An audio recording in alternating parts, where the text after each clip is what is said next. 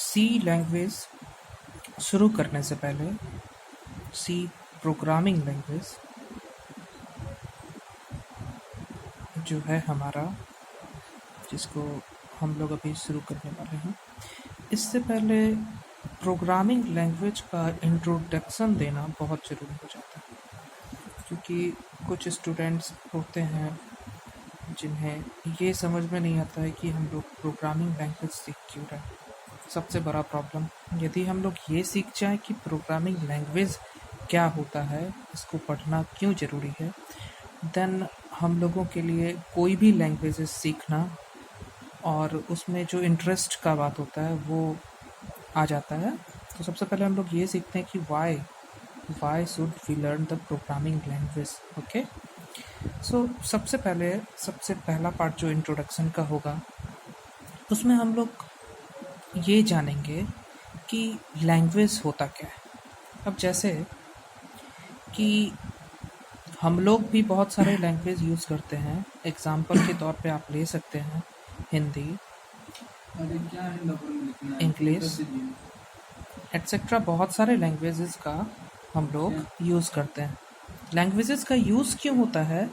तो इंटरेक्शन और कम्युनिकेशन के लिए।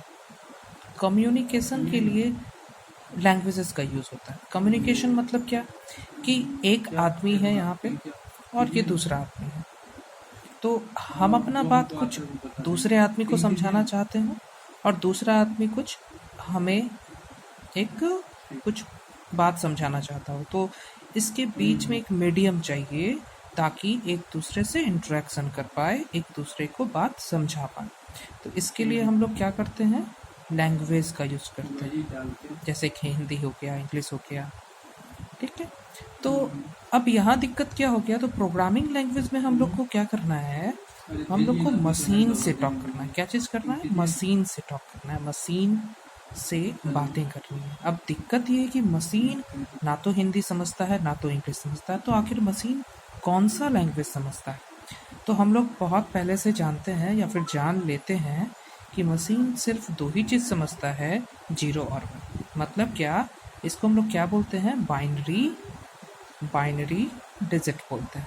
तो मशीन्स सिर्फ और सिर्फ बाइनरी डिजिट को ही समझता है, मतलब 0 और 1 या फिर 0 और 1 से बनने वाले लैंग्वेज को ही मशीन समझता है।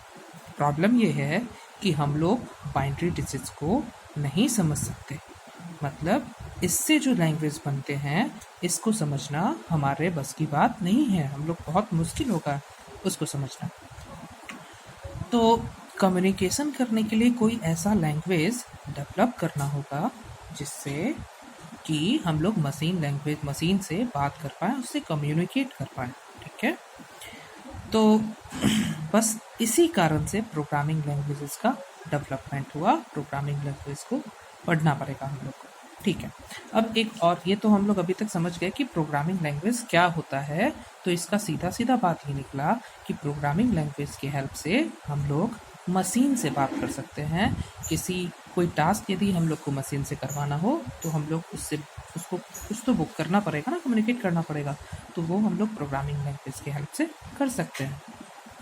पहला बात ये। दूसरा बात कि मान लेते हैं ये चाइनीज़ आदमी है और ये इंडियन है। तो चाइनीज़ जो पीपल्स होंगे वो चाइनीज़ लैंग्वेज को फॉलो करेंगे, इंडियन जनरली हिंदी को फॉलो करते हैं। तो क्या इन दोनों के बीच में कम्युनिकेशन हो पाएगी? क्या नहीं हो पाएगी। तो नहीं हो पाएगी तो फिर प्रॉब्लम हो गया कि कम्युनिकेशन में क्या कंडीशन है, जिसको हम लोग प्रोटोकॉल बोलते हैं, कि मीडियम जो है, मतलब कम्युनिकेशन मीडियम दोनों का सेम होना ही चाहिए। मतलब जो लैंग्वेज में ये आदमी बात कर रहा है वो लैंग्वेज इस आदमी को जानना ही चाहिए।